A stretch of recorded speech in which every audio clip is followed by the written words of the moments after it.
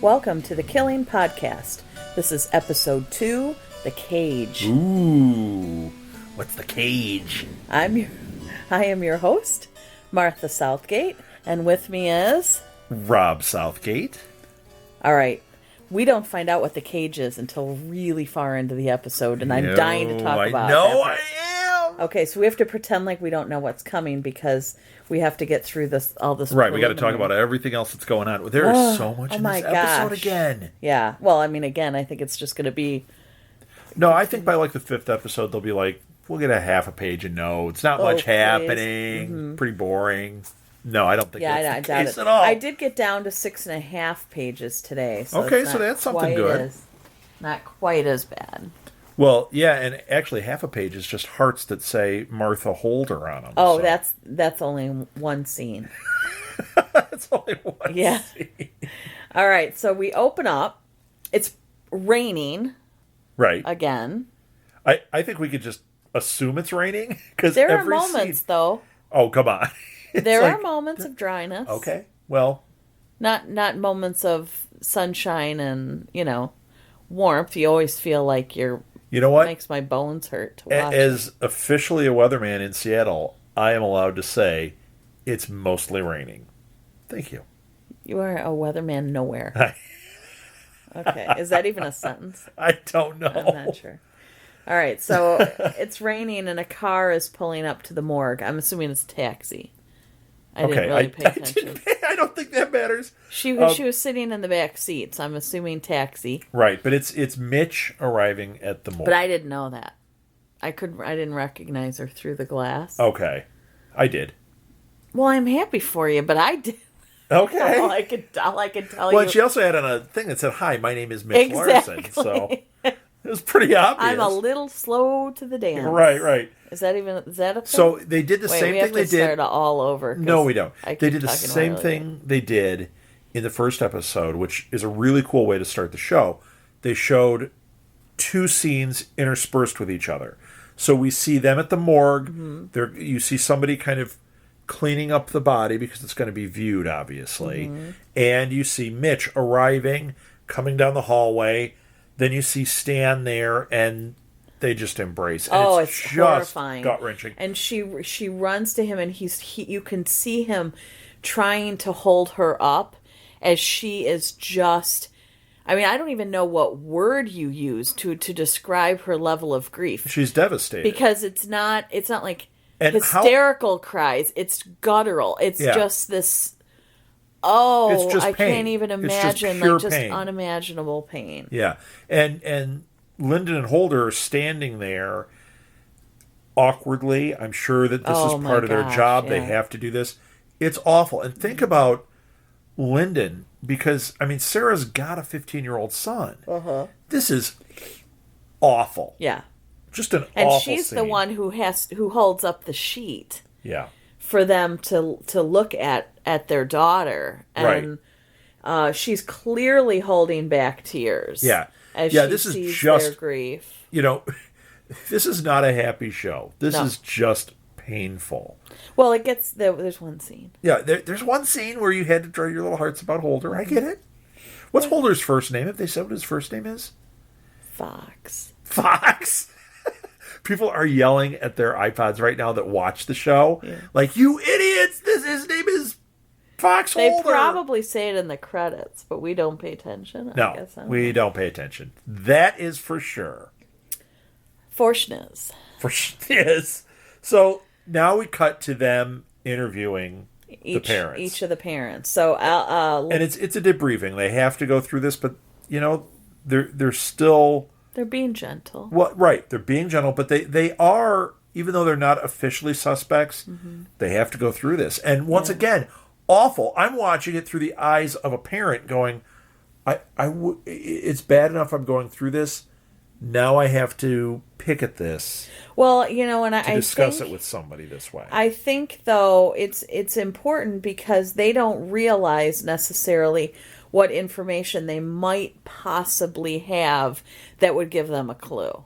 And so the parent, like Stan and Mitch, don't right. even They might have some understand. little nugget that All of a sudden they ask a question a different way, or they Right. just say something a little bit, and then they go, oh, well, yeah, she was doing this, or Right. oh, that guy, oh, yeah, there's that. right, some little You minor don't always detail, think of those and things. they've got to ask those things. But So, still, it was just awful. I mean, if you Lyndon, want them to find the guy, the person responsible, which you do, you have to then, right, you have to go through this, that. but it's awful. Yes. Lyndon is interviewing Stan, and Holder interviews Mitch. Mm-hmm.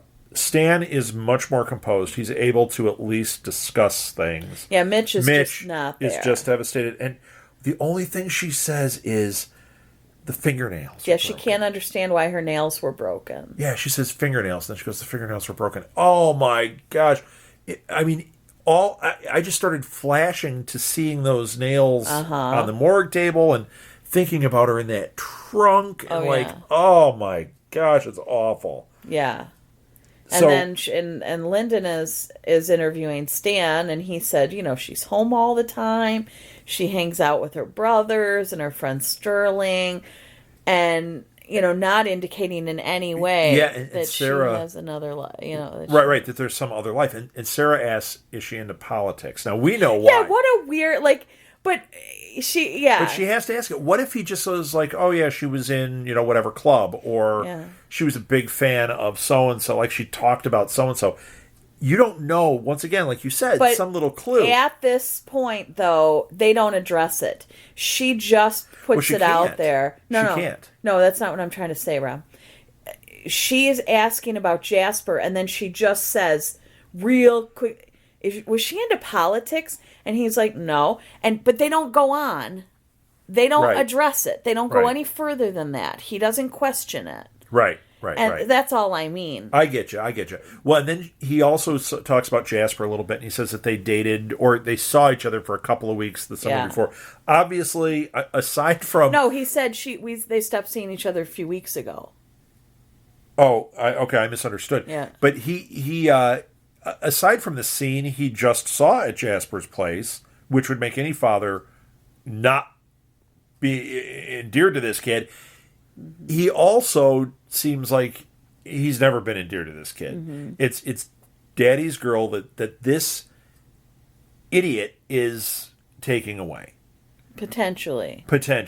Yeah. But I can't stand this guy every time they show him. I can imagine being a father. Yeah. If that kid came to your door, oh my gosh. Yeah. Then it would turn into a different show where it'd be a killing of Jasper. Yeah.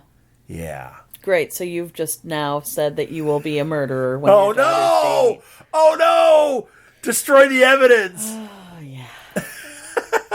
So they're in the lieutenant's office. If I got off the couch, they'd have to come to me on the couch. Yeah. And the guy would go, "Oh, you podcast? I like to podcast. Oh, never mind, you're in." Yeah. Oh, okay. Well, here's a show. Yeah.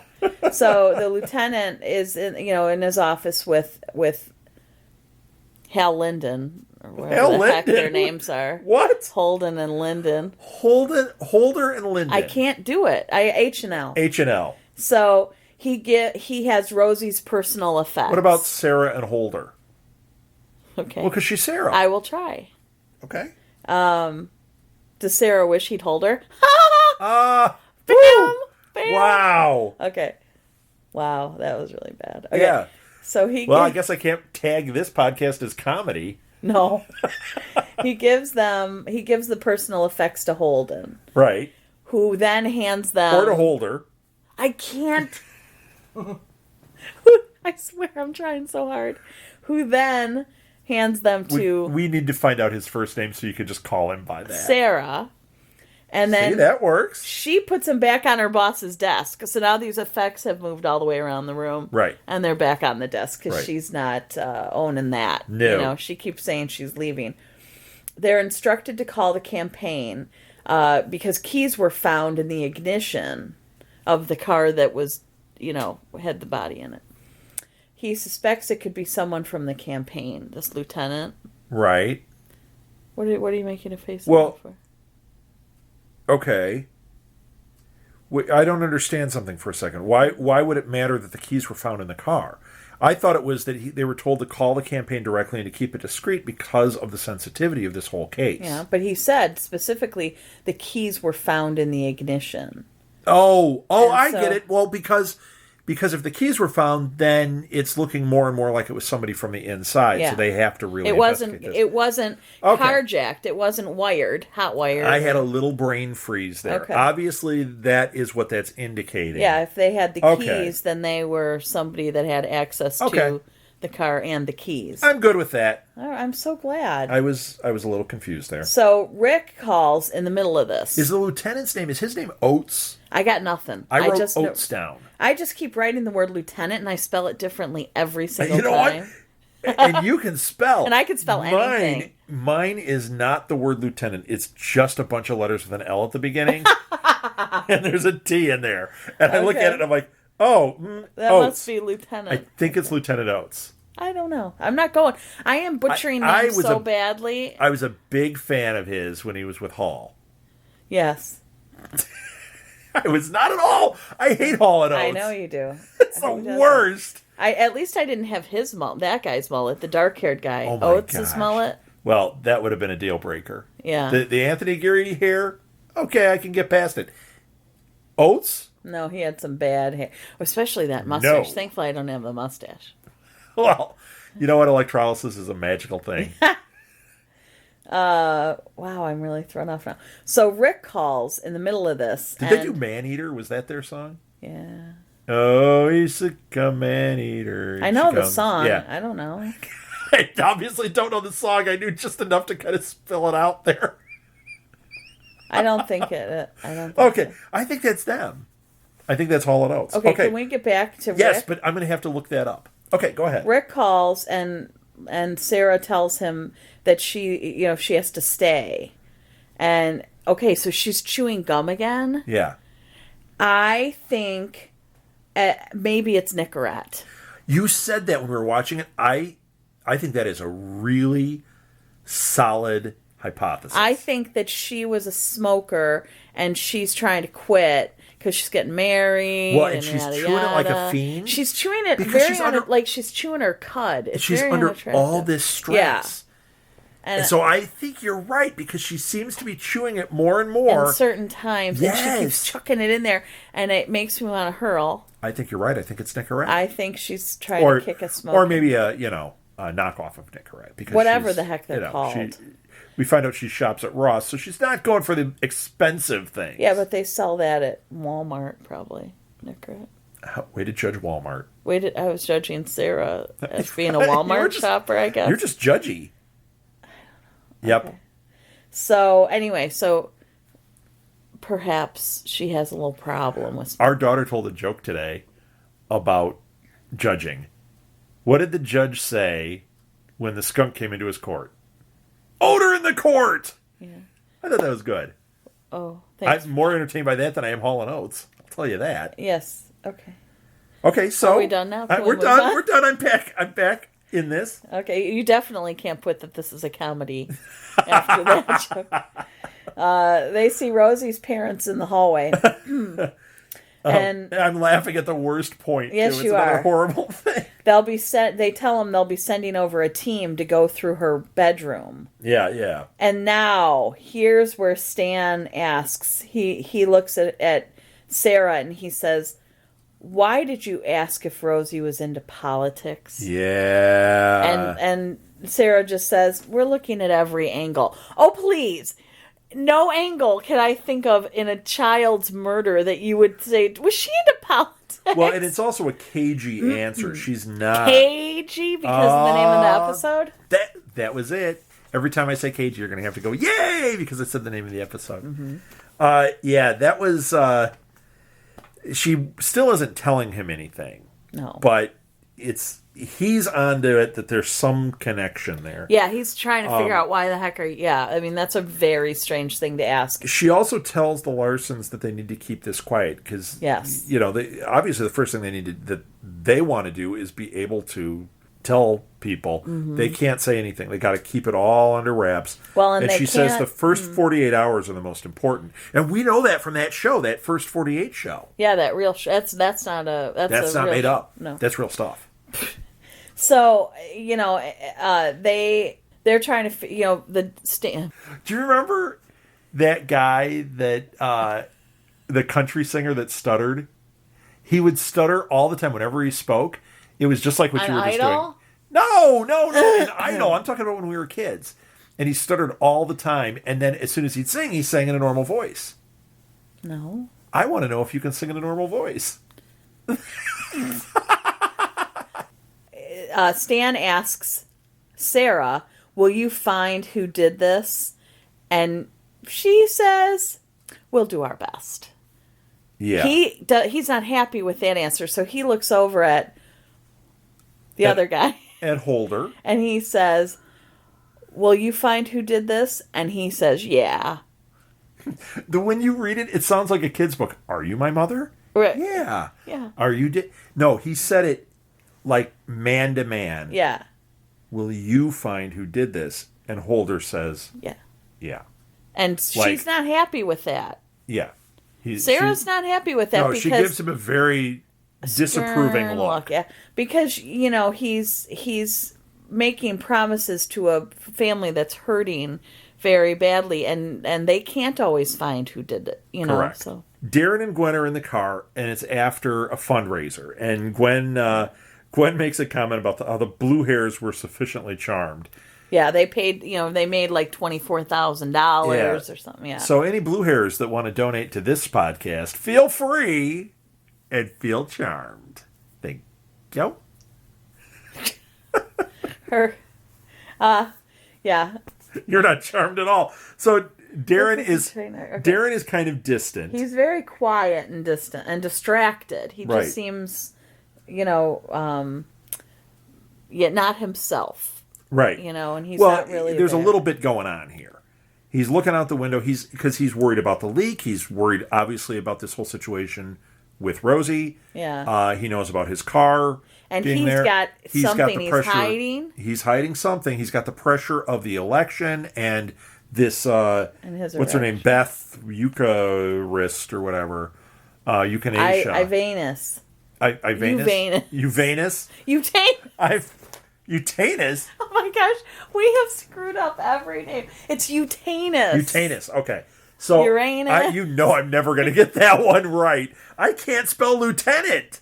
There's no way I'm getting that one right. I keep spelling it phonetically, but then I didn't write it down anywhere. So he's got a little bit of pressure here. So that's why he's distant. He's looking out the window. Gwen gets a call. Yeah, from the police. Right. And they said she said the missing girl from the high school was found in one of our campaign cars. Yeah. Now, wait a minute. Is this when they first find that out? Yeah. Okay, so I was wrong. I just said that was one of the pressures he had. That's not yet. No. Spoiler, I just ruined the whole show. No, I didn't. I just ruined 10 seconds. So, yeah, that's when they find that out. So that adds to his pressure. Yeah. Okay. So and they have to come down to the office. They want to talk to him. They meet him at Darren's office. Right. So and it's Gwen and it's Jamie, too. Darren, Jamie, and Gwen. So the advisors are there. Yeah, Rosie wasn't connected to the campaign.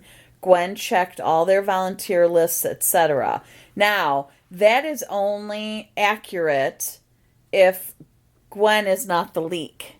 Well, no, not true. It could still be accurate.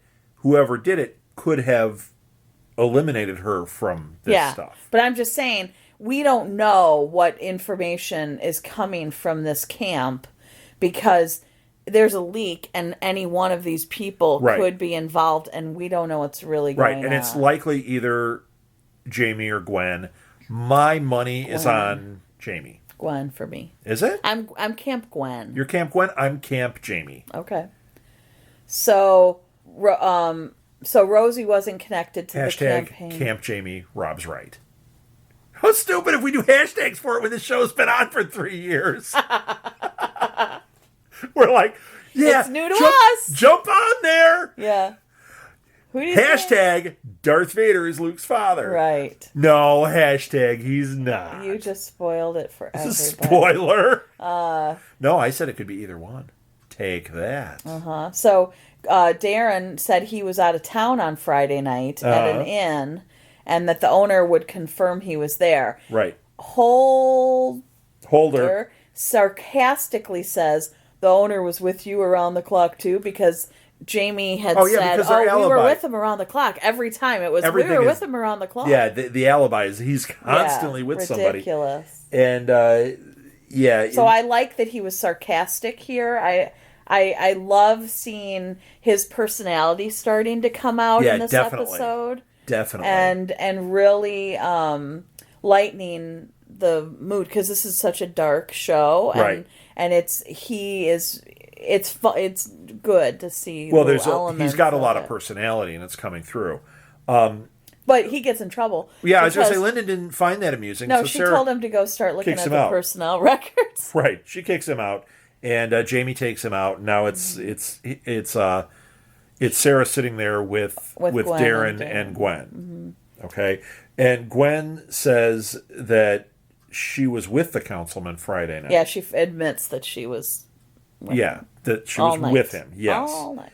And she also says that. I think I have this wrong here, but she says that they're going to release that after the press release? Or... Well, no. Sarah says she doesn't want them to make this public until they're further into their investigation. Oh, okay. So they just let it go at that. They don't say anything in front of her. Right. And the police, she says, we ask you to hold off on the PR until after midnight. Yeah. And they're kind of strong about it. So Sarah's letting them know, this is really important. Yeah. Like, there's a murder here, and we need to have this time to work on it. So Darren is respecting their wishes at the in the moment. He's actually listening to what they asked of him. But Jamie and Gwen want him to go public right away. Yeah, as soon as they leave, and Jamie's the worst. Jamie's just like, use this to your advantage. But even Gwen says, call a press conference to express outrage right now. Like, we need to express our outrage. She wants to use it that way, but Jamie's just like the dead body, the dead girl or whatever. Oh, he's just awful. Cold. Just heartless. Yeah. That's why my money's on him. Yeah, it's too obvious. Yeah, too obvious, my tuckus. Because, does that get an explicit rating? Tuckus? Tuckus. No. But I think that some things are going to be obvious. And I think this is one. I think it's Jamie. I think Jamie's your problem. I do. I think Gwen is. I do. I just think Jamie's a problem. So... but then he says that Darren should bring up the fact that he can relate.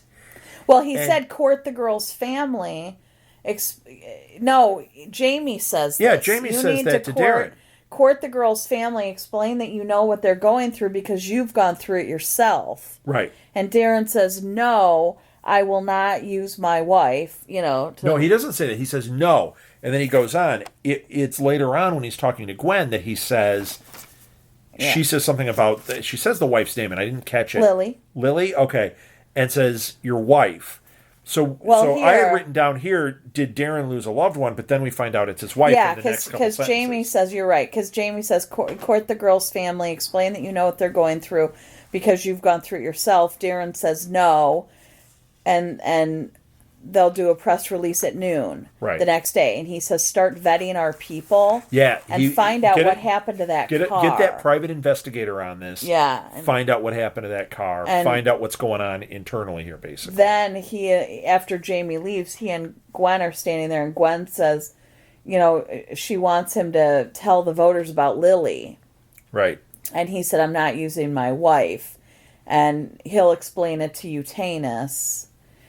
But then he looks at You just said it and I didn't recognize the name. This is going to be bad. Ruth. I know the name Ruth. Okay, let's go with Ruth. And this one's actually accurate, so that's good. Her name is Ruth. Okay. So he says to Gwen... I actually wrote Beth on my paper, but I know it's Ruth. Palm straight. Oh, okay. Palm something.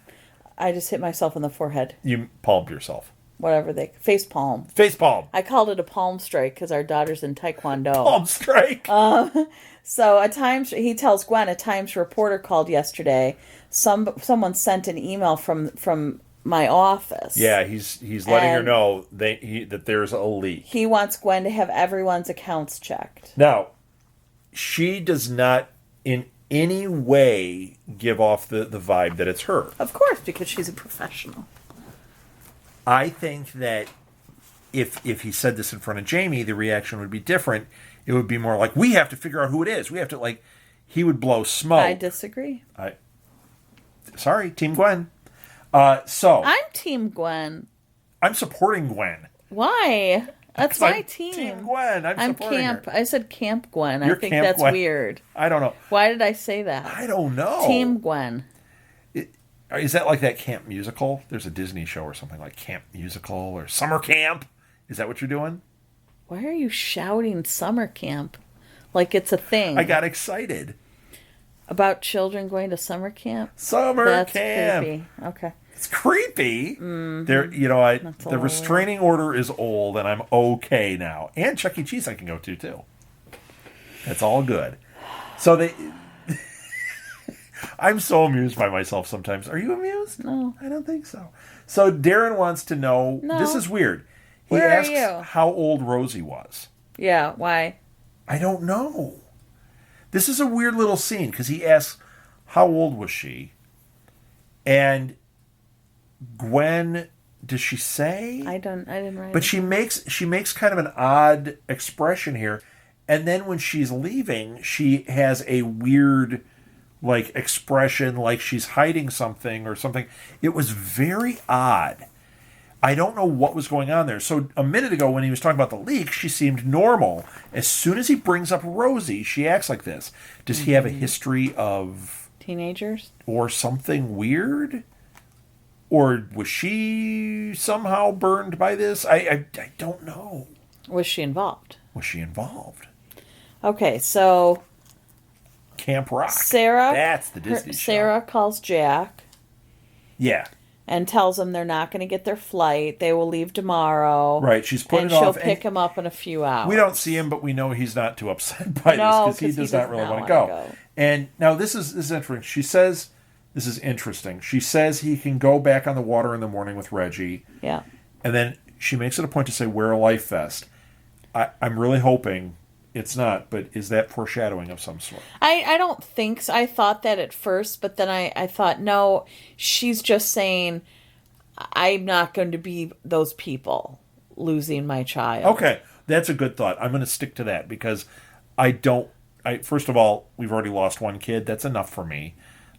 We've reached my kid loss limit. Mm-hmm. And I like Jack. That Rosie, she could come or go, but Jack, I like. Well, we never saw her. No, I know, I'm kidding. We saw her as a witch, and she seemed very pleasant. Joshua, not so pleasant. And who's Joshua? Joshua's the kid that she was... Jasper. Jasper! There's no one named Joshua in this entire show. Okay, so no one's going to be able to follow this. All right, so anyone who's listened to our podcast before know that you can't follow it. All right, so the campaign car. So, okay, I'm going to stop saying so. Please do. I don't know what else to use instead. Stitch. So I'm hoping that was instead of so. I'm hoping that wasn't foreshadowing. I'm going to say that again because it actually, we both thought it, and I'm hoping that is not the case. I'm hoping that was just something she was saying. No, I think it was. And we're finding about his love of staying there, going out on the water, hanging out with Reggie. No, I think it was purely to show that this is affecting her. Right, and I think that's a really cool way of doing it. Has concern, and she wants to keep him safe. Right, I think that's a really cool way of doing that too. So she shows up at. I said so that time. I didn't. She shows up and finds out that the campaign car was reported stolen on Saturday. She shows up at the lot where Holder is. Yeah. You just said she shows up. It's like... Because I was trying to get there. It was stolen out of the lot. Okay. A female campaign worker took it out on Wednesday, and it sat in a lot with the keys in it when it was stolen. And then it was reported Saturday that it was stolen. And when she asks why that it was stolen, why were the keys in there? I'm a pickin', and I'm a grinning, and I'm a stolen, and I'm ignorant. She says, "Why were the keys in there?" And he says, basically for convenience sake. It's like, yeah, that's kind of asking for it. Well, I am not convinced that, that wasn't planted there, that there wasn't some... Well, I'm sure that the keys were left in them because he said they're all over the place here. The keys are in the cars. They do this for this reason. But I'm not convinced it was stolen. I'm not convinced that there wasn't something else up. And they don't say who the woman was. They said a female campaign worker took it out on Wednesday. Wednesday. Yeah, they keep saying that. How do we know? When? Right. Jamie in a dress? Could be. All right. And I think is better than so. Holder. Wait, Holder is smoking. And Sarah's waving away his cigarette smoke. Which good. Makes me think, I'm right on the Nicorette. Yeah, you pointed that out. Now, I didn't put that in my notes because I didn't catch any of this, but you're right. Of course I'm right. I'm always right. You're always right. That was interesting because I think you are correct that she is a former smoker. She's chewing Nicorette, and like here fiend. He's blowing that smoke in her face. Yeah. And he smoked a lot in this episode. He's feeling the pressure too. Well, guess what? I can't even guess. My attraction can only go so far. Okay. If he's a smoker. Okay. So that's something you can fix or not? I personally am not going there. Okay. But what if he gets help? And he's not real. What if he gets help? What if he gets help? What if he gets help? What if? And Scully's out of the picture and whoops. It's not Scully. It's not Scully. Scully didn't have Nicorette. Scully wore severe suits. This woman wears an ugly sweater. Yes. No offense. Oh. And I'm waiting for the wardrobe change. What wardrobe change? Because we need day 2. Well, it's been 24 hours. I know. Right. I need day 2 to come because that sweater cannot smell good by now. Yeah, no. And it's damp and it's itchy. No, I'm not feeling the sweater. We'll get some wardrobe changes coming up. That sounded bad when I said I'm not feeling her sweater, but okay. So Sarah... Wait. He says to her, "Are you still mad about what I said about Rosie?" Yeah. So he was aware. He's aware. He was aware. Which Mulder would never have been aware on X-Files. Right. And she is, obviously, and she makes this really nasty comment. And not that she's being nasty to him, but she says this, and it's like an awful thought. Thing. She says that her head wounds were caused by them punching her in the head. Punching her in the face. They punch kids in the face. Which is what they do to kids. Yeah. And she says, do you want to say that to her parents too? Well, and at first when she said that, I'm thinking, what the heck was the point of that? But then she's saying, don't tell them everything you know. They don't need to know this. Or make promises you can't keep. Right. So she was, You're even though that had pain that they do not need. Yeah, this particular thing, he wasn't accused of giving them,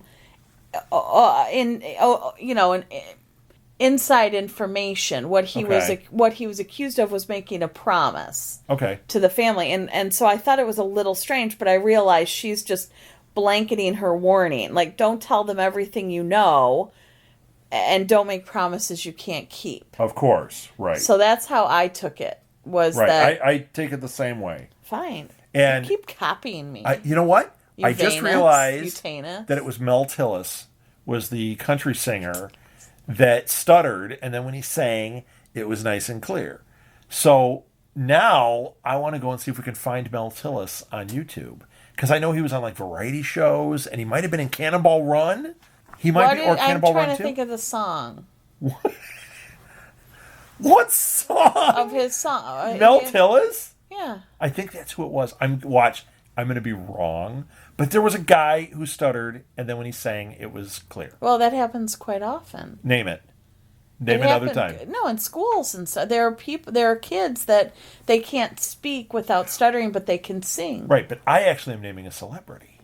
Oh, because they're more important No. than their children in our schools? No, but when you say it happens quite often, I can't think of another case. It's something I've heard the phenomenon, the stuttering but phenomenon.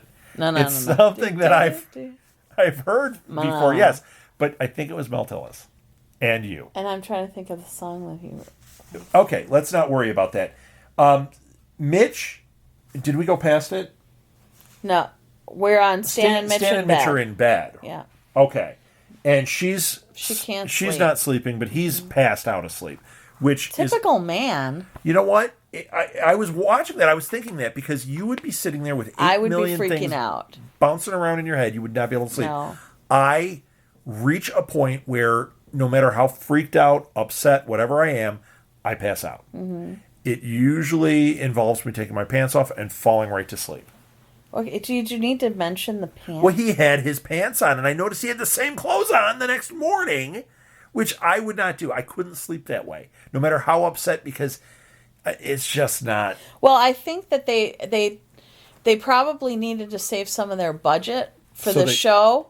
Because they're using a lot on the beautiful shots. I know they are. So I think that they're just saying, okay, there's not going to be a wardrobe change. Well, for X amount of episodes. So you're going to sleep in them. If your character has to go to bed, you get in bed in those clothes.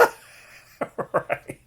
That's so not the case. I think that's what's That's happening. a hypothesis I cannot get behind. Well, my first one.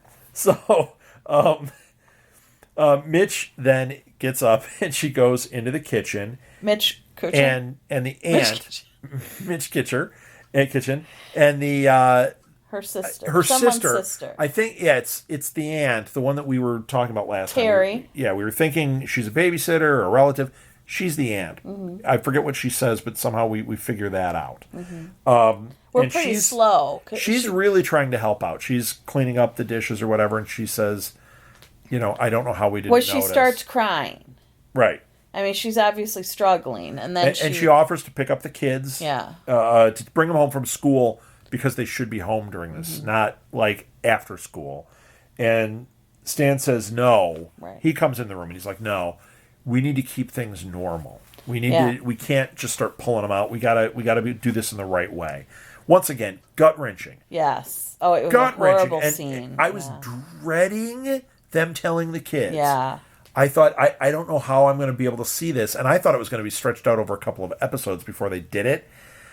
Oh, I didn't think I could make it. Well, so Mitch goes back. He sends Mitch back to bed because she has not slept all night. Right. On her way, she stops at Rosie's bedroom, looks in there, and then shuts her bedroom door. And it's just so... And you're looking at it. It's all messy and everything. And it's like, it's just... how she left it. Yeah, and just the pain of terrible of that empty room, and I think she shuts the door. It's very symbolic of I can't handle. Yeah, I got to shut this anymore. out for right now. I have to, Then we see Stan at work, and he's like a zombie. Yeah, he's just in a daze. He doesn't eat anybody's brains or anything. Not that kind of zombie. He's just... No, that's our other podcast. Yeah, it's our other podcast. Hey, folks, if you like The Walking Dead, check out Biters, our other podcast. Okay, I wasn't intending to do a plug. You know what? You did it. I had to throw it in there. I didn't do it. You did it. I'm not going to do it. Let's get Mikey. Yeah, Mikey will do a plug for Biters. There you go. So, now I'm doing so. I can't get away from it. Stan did not look like that type of zombie. He looked more like the zombie from that movie, The Serpent and the Rainbow, where they're just kind of zombified. And they're not really eating brains. I thought he just looked like a dad who had lost his child. Sure, but that's kind of zombie-ish. I like to talk about zombies, can you tell? I'm sure you know that after 20 years of marriage? 26 years together. Okay. Thanks for that. I didn't remember. I said marriage. It's 21 years of marriage. Yeah. Wow. We're starting to tell people our age. I'm sure they think we're in our 22. Our mid-20s. I got married at Well, I usually make references where I say like I'm 60 or 70. So no, you're not even close. Not even close. Thanks, sweetie. 59 is not even close. We're not 59. We're not even in our 50s. You weirdo. So the guys from work are concerned, obviously. They're like, "What? Hey, what's going on? Have you found Rosie?" And the guy that was in that other movie that we were talking about last time, Session 9. Yeah. He says that all the guys got called in to the police, and he's going, what's going on?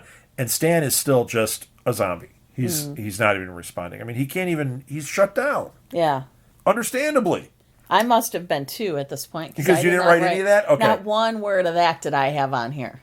So now we see no wonder my pages are only 6.5. It cuts to Sterling. Oh my gosh, Jasper grabs and she's walking into school, and Jasper comes up and grabs her. Yeah. He's upset that she told Stan that Rosie was with him. He says he's just awful. Oh, he says, "I'm not sticking it to her anymore." It's like what a pig this guy is. He doesn't know she's dead or anything, but she's missing. Yeah. And this is an awful time, and he still says these it's just disgusting. It's gross. Then the teacher, the guy that was a good guy last time, says, "Hey, you guys get in here. The police want to talk to you." Yep. And I'm glad that he's we're not getting suspicious about him or anything. He's true to his character. Yeah. He seems like a decent guy, and he's trying to help here. When they start interviewing Sterling, she claims that she doesn't know anything. Right.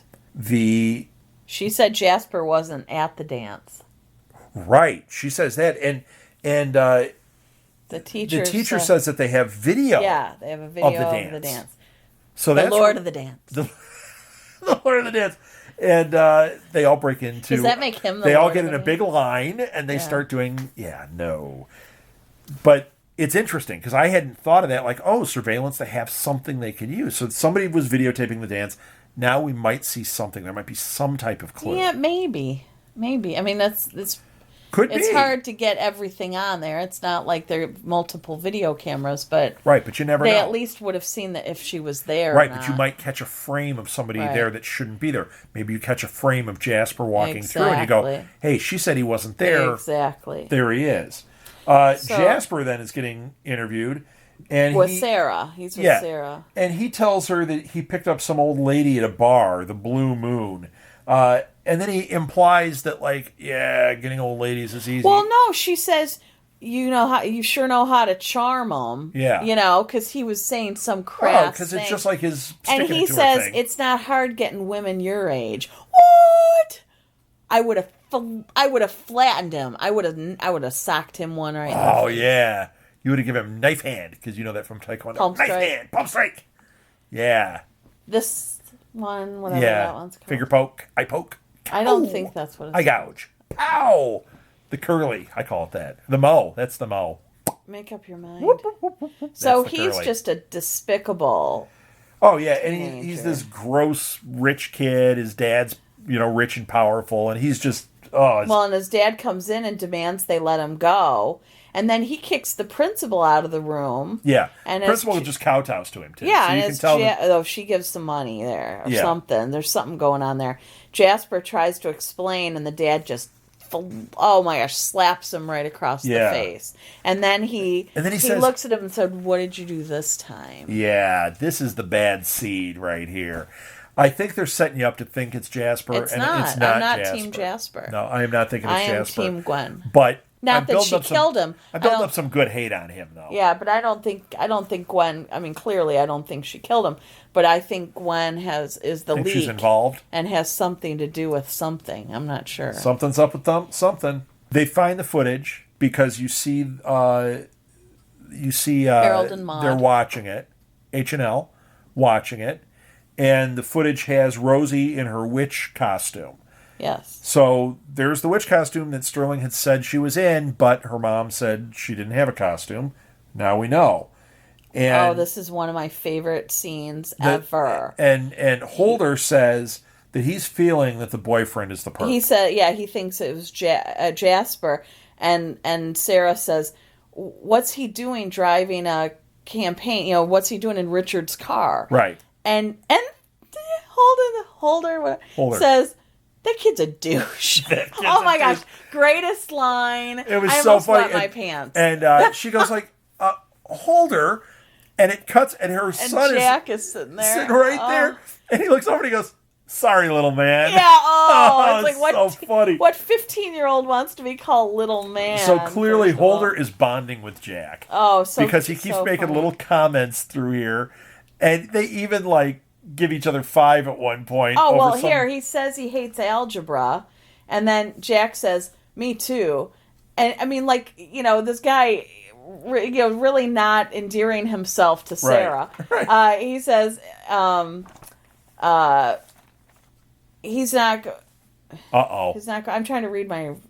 Oh, yeah, never mind. Jack, but at this point, Jack is finally smiling. It's the first time we've ever seen that kid Right. happy. Yeah. And he's smiling, and so then, Sarah says, what was she doing with Jasper? She's looking at this footage, and it's just not making... Well, it was right here that I noticed she was chewing again a lot during this scene.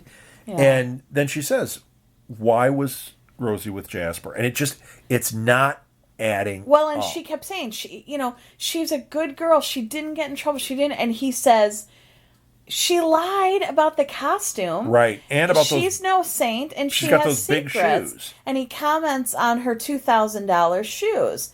And Sarah says, how do you even know that? And he says, how do you not? Yeah, right. And Jack says, my mom shops at Ross. Oh my gosh, that's when they so high funny. five. Yeah, that was just hysterical great. and painful at the same time. So Great scene, though. Getting so much personality out of these characters. But wait, it gets better. Yeah, okay. Because he says, she sends him to the vending machine. Yeah. To get him out of the room. Jack. Yeah. And Holder tells him to get Funyuns. And he looks at Sarah and he says, yeah, that's going to work out, raising your kid on vending machines.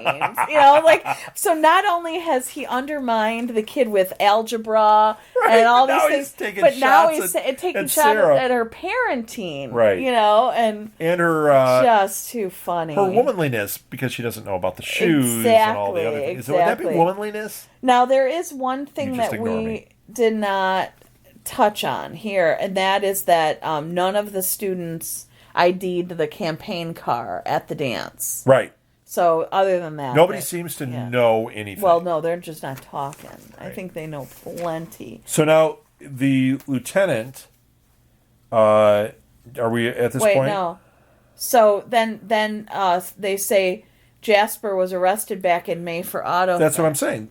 Lieutenant Oates shows up and tells them that Jasper was arrested before for stealing a car. Yeah. And he once stole again, something like a Maserati from the neighbor. Yeah. And then it was never, no charges were placed or anything. Obviously, his dad bought him off or whatever. The dad is Mr. Power. And they're indicating this. And once again, I think they're really setting you up to believe that it's him. Mm-hmm. But he's just He's just a bad seed. Yeah, and then they say that the campaign workers have checked out, so Jasper is their best bet. Right. And I don't buy it. Right. Darren is issuing a press release in an hour. Yeah, the lieutenant tells him that, too. Like, here's more bad news. Yeah. He's releasing in an hour, which is breaking the deal that he made with Sarah. And they're in no position to have this go. No, this is really bad timing, especially when we go back to the first 48 hours are so crucial. Yeah. You do this, you're messing that up. You're getting the press all involved. You run the risk of the guy, of whoever did it, fleeing in a way that they wouldn't have. Or hiding evidence or whatever. It's just bad. Just bad. So Gwen says that Nathan checked all office emails and found nothing. Right. Darren says check again. Yeah. Ruth shows up. Right. Miss Uranus. This is where I actually wrote it and I got it right. Ruth. Yep. Shows up. And he's going to tell her about the murder. He's about to tell her, but Gwen calls him out. Right. Because Sarah showed up and is in the hallway. Oh, yeah. And she is not happy. Oh, she's not happy. And she threatens him. Yeah. Yeah, she threatens him. And she says, if you do this, we're going to paint you, if you do the press conference, we're going to paint you as the candidate that hindered a child murder investigation. That would be really bad for him. You're going to lose your campaign, and you're out of politics at that point. Yeah, I mean that would do it. So he goes back in the room and he tells Ruth that he smoked pot in college. Yeah. And she's like, "Really? Are you smoking it right now? What does it matter?" That was funny. So he's staved her off, and he's really just doing this long enough to get her endorsement. Yeah, and he gives Sarah until midnight. Right. And then he said they're going to, once midnight happens, though, he'll have had the Right. endorsement. He'll have had the and endorsement. then it won't matter. She can't revoke it. Right. Stan and Mitch pick up the boys. Oh, boy. And they're about to go home when they get a call from Terry saying the cops are at the house looking at Rosie's room. So they have to stall. Yeah. And then... Well, and we forgot to say that Holder had called Sarah back to the school at this point. And so he had called, but then we see... he had called her while they were... right after she had talked to... right here. The councilman. Yep. Okay. And then we see the Larsons pick their kids up at school, and the one kid looks a little freaked out. He can see that his dad, something's off. Really the other wrong. one is just like, I want to fly my kite. They're like, yeah, you know what? Since the police are at the house, they're like, you know what? They didn't tell him that. No, but they get the call that the police are there. Right. They don't want to bring the kid into this situation. They're like, you know what? Let's go fly that kite. Exactly. Which Once then again, the trying boy to be normal. Really knows something's wrong because I don't think these parents do much, based on no, certainly not that. Yeah. Then we see Holder. He's at the dumpster. And it's pouring rain. It's really, awful. really a nasty And there are a couple rain. of cops just digging through these dumpsters. Yeah. And when Sarah walks up, he hands her Rosie's wig from the dance, and it's in a baggie. Mm-hmm. Now you thought there was blood on it. Yeah. I didn't notice blood on it. But it was pink. The wig was pink. Yeah, but I know. But you think there was blood? I really think there was some blood. Yeah, I think I'm sure you're probably right. I just didn't notice the blood. There wouldn't have been a reason for anyone to throw it away because they didn't throw away her witch's hat. If she still had it on or something, I don't know. So Lyndon and Holder, they now are at the school and they're questioning big groups of kids. No, he's there. Is he in a different room doing it? No, they're both in the same room, and they've got the whole room full of kids. She's the one talking to him. Oh, no, okay. He's clearly there. And she's asking, did anyone see her? And nobody... No one says a word. Nothing. And she asked it a couple of different ways. Nobody responds, like, bring in the next group of kids. No, there is no way. Something is up at this school. Yeah, and somebody's feeling these kids are feeling very threatened, like, we cannot talk about it. Right, so there's something up there. Then we see Darren campaigning, and they're going door to door, and it's just Darren and Jamie. Yeah, just Darren and Jamie. But we're getting an idea, like, he's still out there campaigning. He's still trying to make these things happen. And once again, he's feeling the pressure because he's got to hide all this. But that's where it's at. And he keeps saying things like, oh, I do this for her. She's not, didn't get her check or, and like. Right. This and that. Well, they're trying to paint him as a concerned guy. But he's trying to paint himself that way. He's saying those things. And I'm thinking, is this guy for real, or has he just been a soundbite for so long that this is just who he thinks he is? Right. So we just don't know. We don't know. Okay, this is what I've been dreading. So now, they're this is the worst at that scene beach ever. with the kite, and the kid who was freaking out starts asking about Rosie, and Stan finally grabs the other kid and says, "We got to talk to you guys." It was so awful. It was gut-wrenching. And he says, remember when we went to, we were at Grandma's funeral or something, and where did I say she went? Oh, she went to heaven. And the one brother goes, well, when is she coming back? And the other brother freaks out. Mm-hmm. It means she's dead. She doesn't come back. Mm-hmm. And it was like, oh, it was just awful. Gosh, it was so terrible. And the acting, once again. Yeah, fantastic. So good. All the way around. Yeah, I mean, really. There's not a dud in this cast. Man. Whereas usually, we kind of struggle with one or two people. It's like, oh, gosh, this... There's not a This is really high-level acting. This is excellent. In this class. I don't know what I'm saying. No. Okay. So Darren meets with Nathan secretly. Yes. He's the investigator.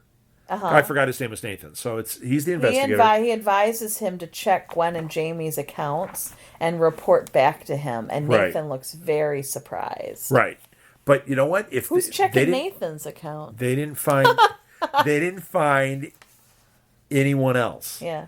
So the last ones left are Darren, Gwen, and Jamie. Yeah. So all signs are pointing to... Well, and Meg. They haven't mentioned Meg this week. Oh, they didn't mention Meg. Meg. But she wasn't in his office. But she might not work for the campaign. She might not have an email for the campaign. No. She might be working with whoever it is, too. Yeah. So then we see Sarah in the bathroom there. Mm-hmm. And this was interesting. School. She's at the school and she's trying to compose herself. She's, splashing a little water on her face or whatever, just trying to get a grip on this. Because the whole thing is awful for her, too. And she looks up and she sees the name Rosie scratched in the mirror. Etched. And it's X'd out. Yeah. And, that... I don't know. Do you think that was fresh? That because she's missing, somebody did that? I mean, who knows? Who knows what that's indicating? I don't. Or it might just be that it's putting it right back in her face. Mm-hmm. You're coming in here to escape, but here's Rosie. Mm-hmm. So we'll see if that adds up to anything. But even if it's just that she can't escape, it's pretty powerful. Because she can't get away from it. She can't get out of town where she's supposed to be leaving and getting married.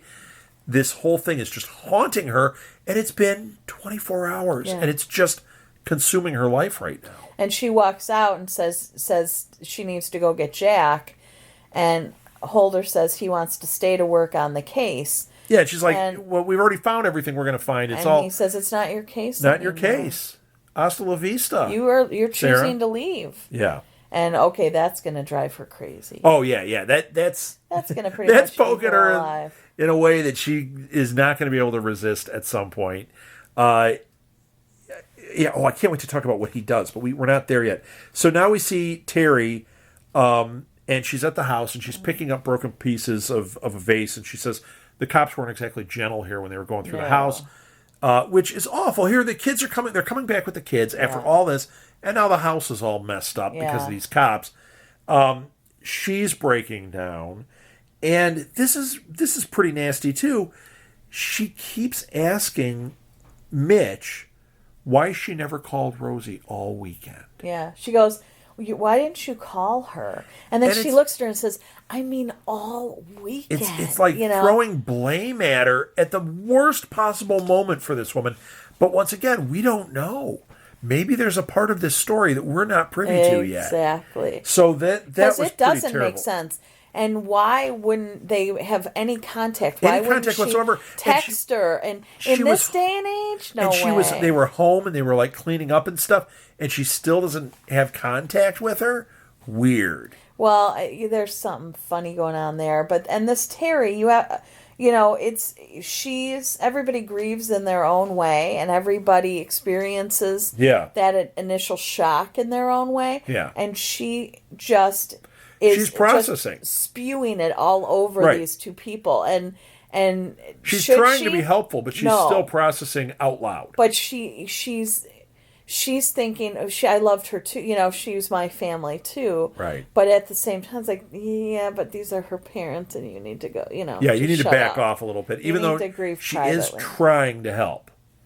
And think about it. She's in the house. She knows what's going on, but the cops ask him to keep it quiet. They have to keep this whole thing quiet. So she is there. That's the only place she can go to. Exactly. Oh, terrible. Exactly. Okay. So now this is the craziest scene. This was so incredible, though. Yeah, it was. Because there was so much that, like, knowing that he was Holder. This is a scene where, let's set it up. Holder is at the soccer field. The girls' soccer team has obviously had a practice. There's two girls like bringing the balls back, and he's standing there. Looks like he's just standing there smoking, and the girls are obviously kind of looking at him like he's cute. Go, "Ooh, older man." Yeah, because they were doing that when he was in the hallway. You could tell that they were kind of looking at him, and he's going to use this to his advantage. Mm-hmm.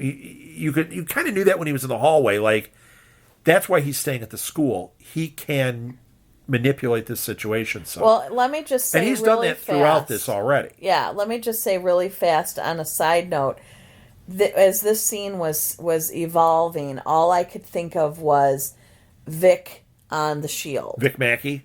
Because Vic Mackey would have pulled something like this. This would have totally been him, or he would have had one of his guys. Yeah, do something like this. Shane, oh my gosh, totally doing this. So Totally Shane. This was a Shane move. Yeah.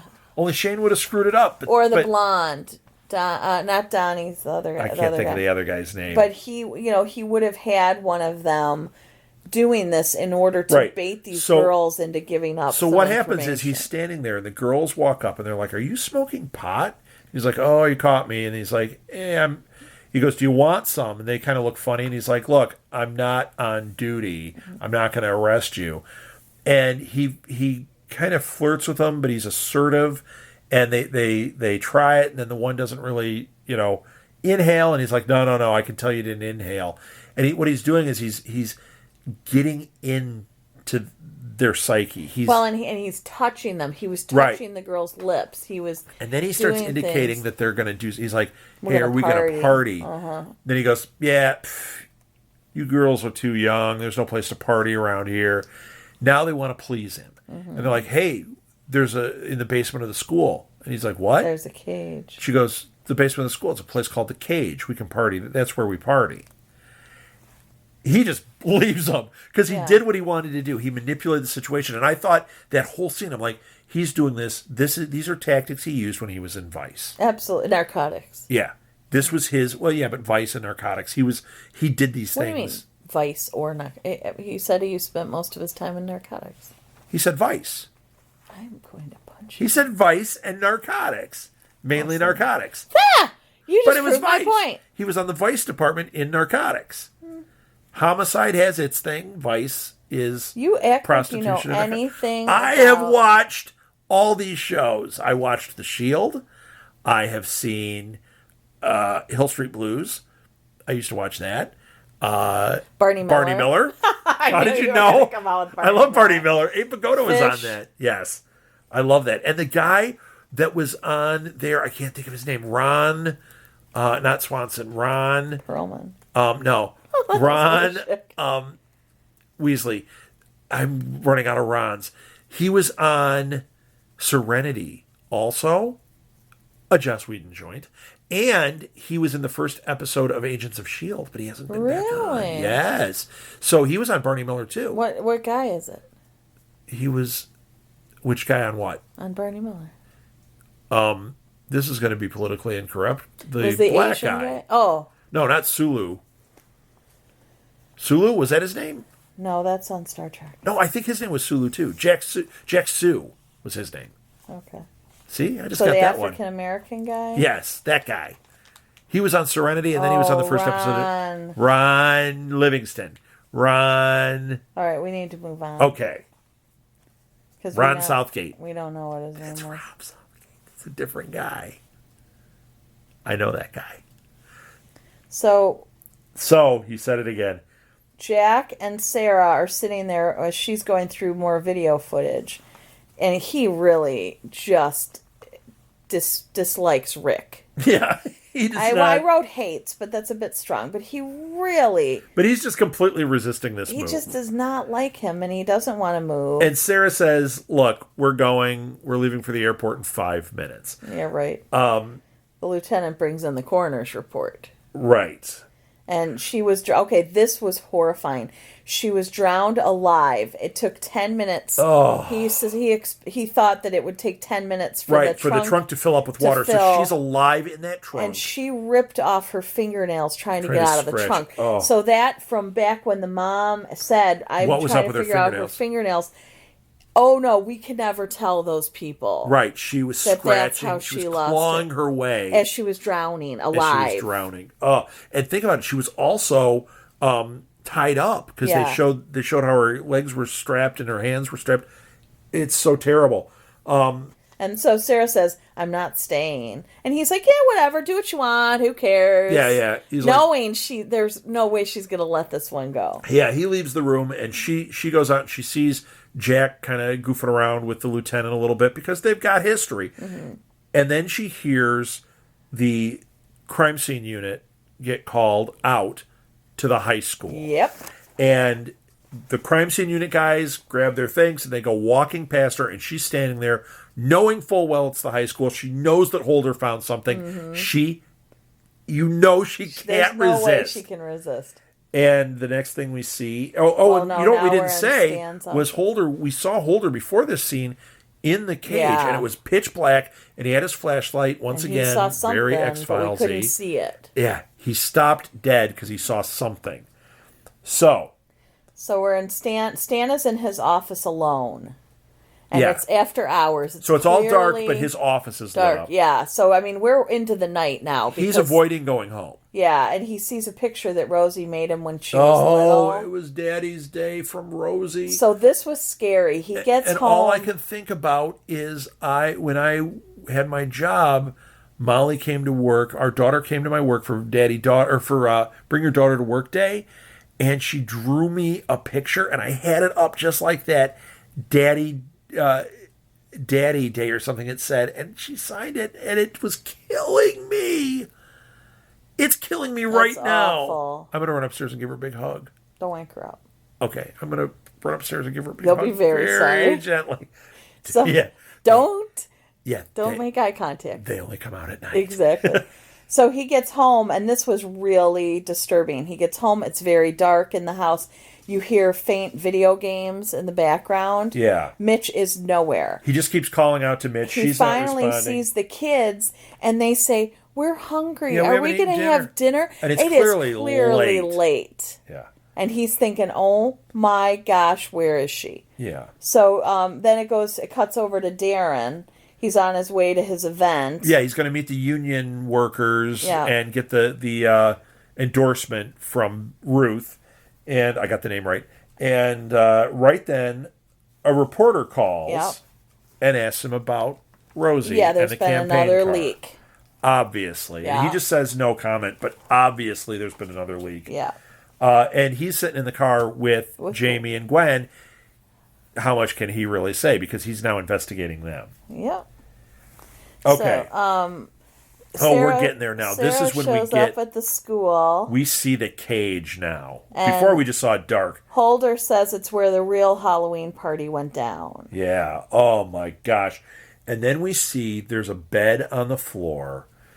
Obviously, this is not a one-time thing. This is some nasty, awful place. There is blood splattered on the walls, on the bed. The witch's hat, Rosie's witch's hat, is sitting there on the floor. It's such an awful looking scene. Now, we know that she didn't die here, because you said, oh, it's where she died. And I'm like, no. Well, I said it was her murder scene. But it's not.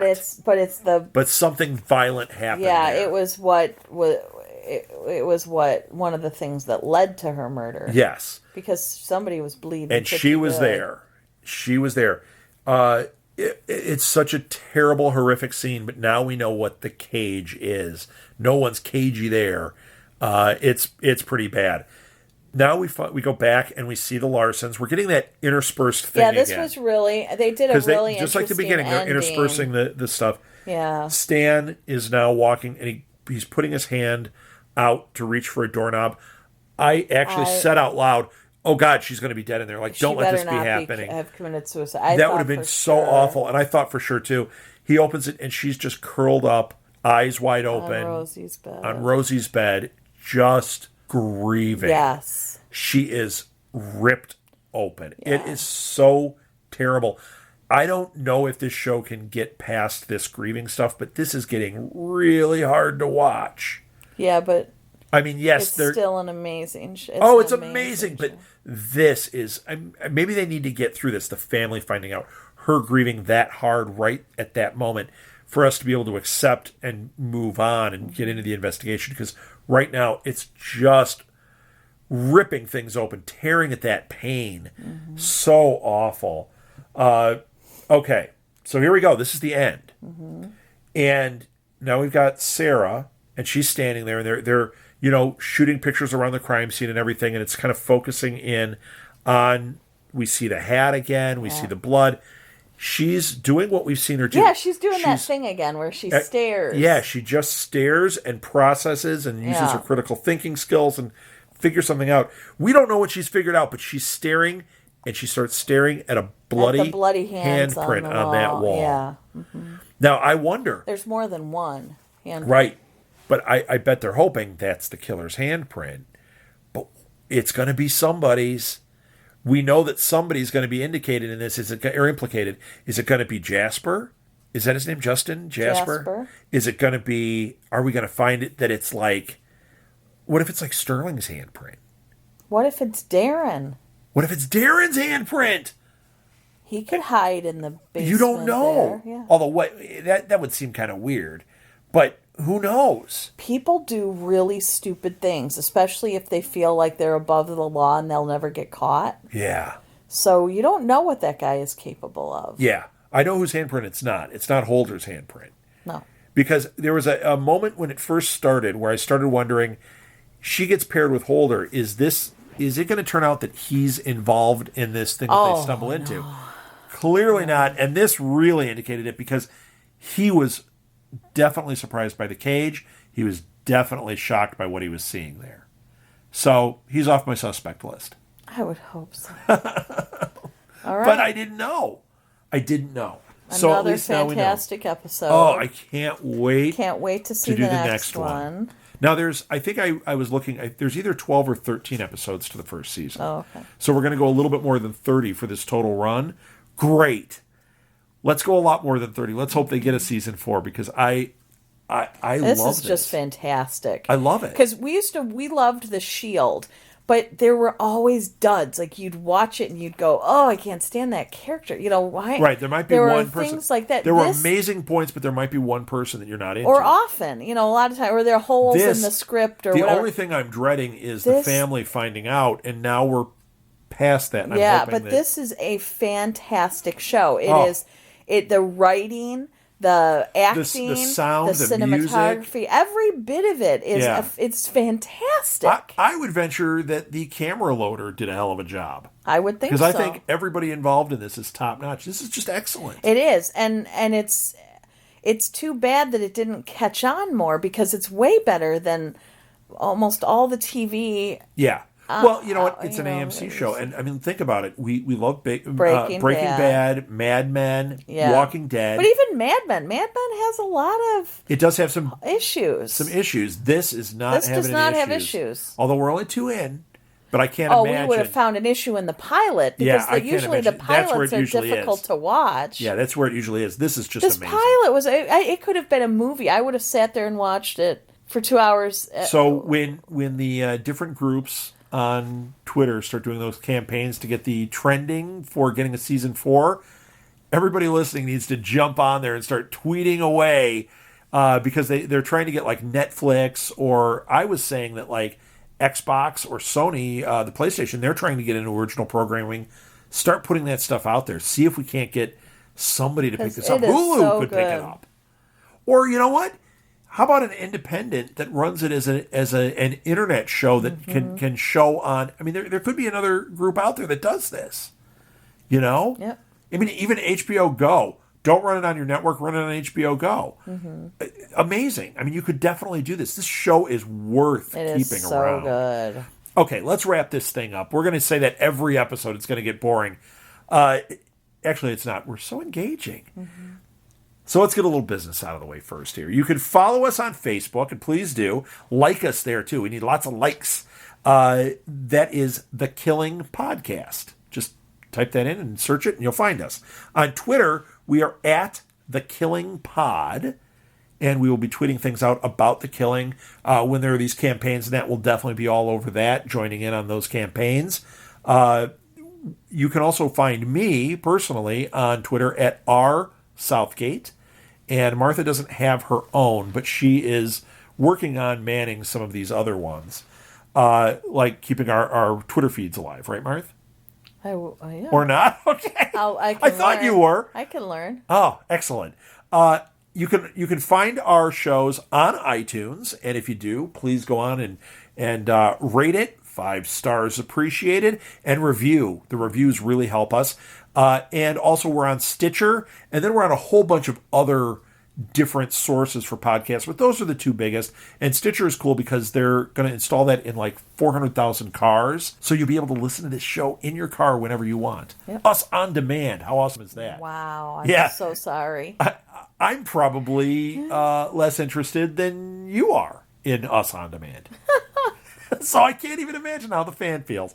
Our website is southgatemediagroup.com. And if you want to check out our other shows, that's a great way to do it.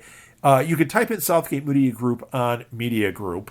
No, I can't even say that one. You can type that. You can type in Southgate Media Group on iTunes, and it will bring up all of our shows. You can go to our website and you can see blog posts and links to other things. You can also see all of our different shows and new projects that we're starting. We usually have like some things on the side saying coming soon. So if you're wondering what shows are coming up, that's where you'll see that kind of stuff. And finally, our Gmail or our email is Gmail. It's southgatemediagroup@gmail.com. Okay. .com. I hope that's not a licensed advertisement right there. Just that .com? Yeah, that is. That's their thing. You have to say the thing first. Probably. Okay. Well, I'm not saying it. So that's it. This has been The Killing Podcast, brought to you by the Input Junkie Network, which is part of the Southgate Media Group. For The Killing Podcast, I'm Rob Southgate. And I'm Martha Southgate. Until next time, who really did kill Rosie Larson?